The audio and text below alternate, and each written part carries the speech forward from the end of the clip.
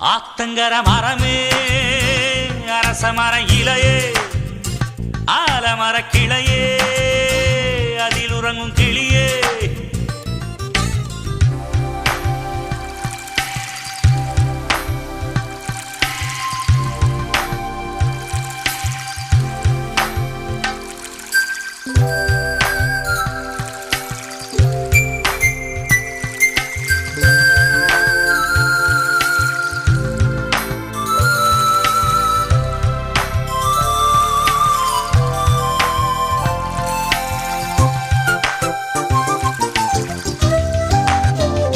தாவணி பொன்னே சுகந்தா